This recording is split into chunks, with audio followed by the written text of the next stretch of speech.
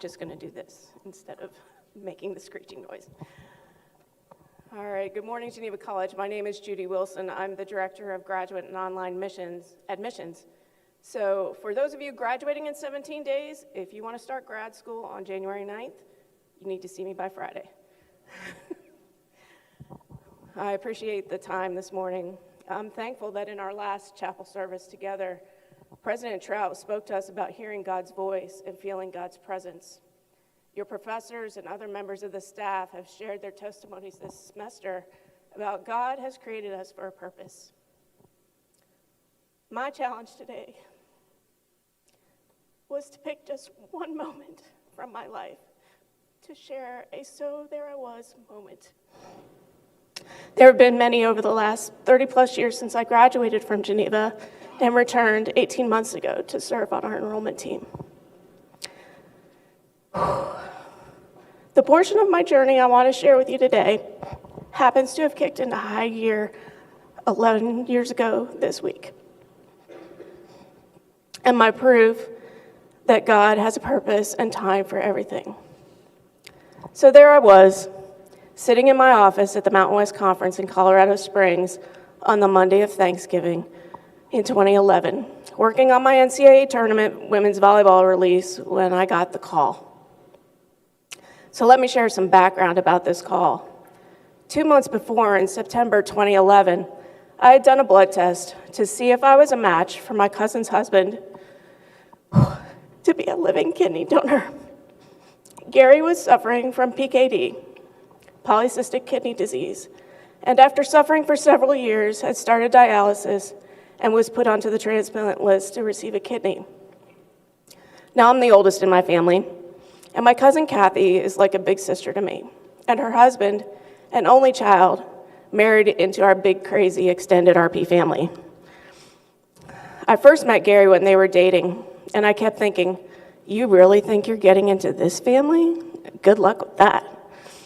So sure enough, on the first weekend of October in 1989, we all stood with them as they got married in their hometown of Albuquerque, New Mexico.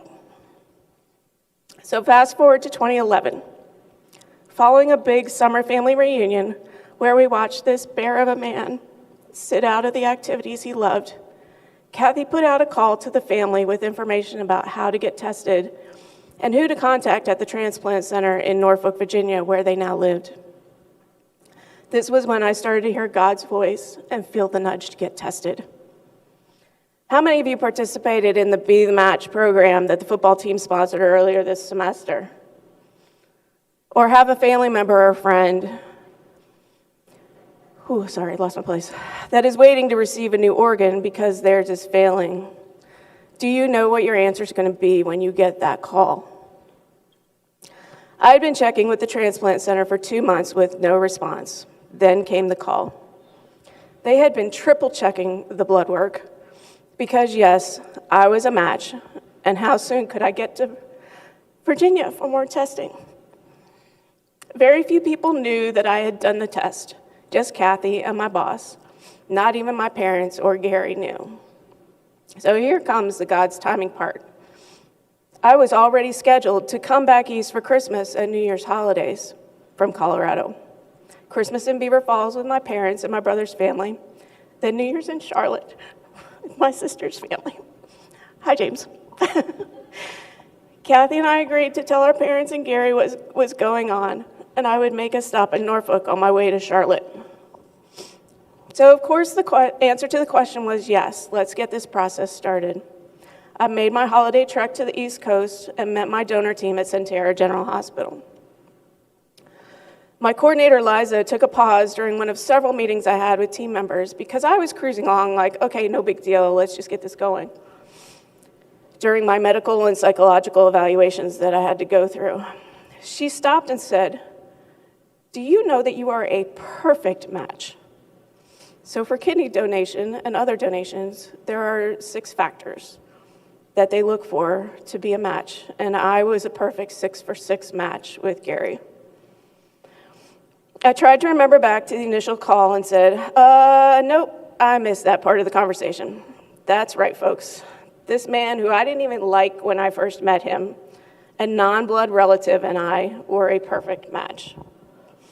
It just confirmed to me that God has a sense of humor and that there was no question in my mind that this living donor kidney transplant was going to happen. God continued to prepare me for this to happen, reconnecting with friends from early in my career who had gone through the process. And social media. Facebook decided in early 2012 that you could add organ donation to your timeline. So now I had to wait for Gary to be cleared for the surgery. I waited for the next call when I would have to go back to Virginia for another round of testing. It just so happened that I was the lead media coordinator for the 2012 Women's Final Four in Denver that season. So of course the next call came as I was heading out the door to host one of the biggest athletic events of my career. So off to Virginia in late April for more testing. Before I went back to Colorado, I was notified that I was cleared to move forward with surgery, and we tentatively scheduled 2 dates in June if Gary cleared in time. Gary was cleared on May 3rd, and on May 14, we had a surgery date of June 5, 2012. I went through the craziness of finally telling my coworkers and church family what was going on, wrapping up baseball season, and preparing to be gone for a month in Virginia for surgery and recovery.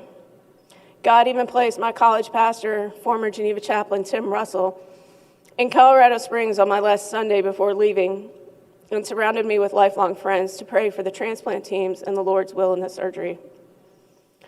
At 5:30 a.m. on Tuesday, June 5th, 2012, we checked in for surgery, and by 3 p.m., my kidney was working away in Gary's body. I knew in those moments what my purpose was in God's plan. In the days following surgery, Gary's doctor would come in to check on me and always started the conversation with, "How's my hero today?" No pressure living up to that hype.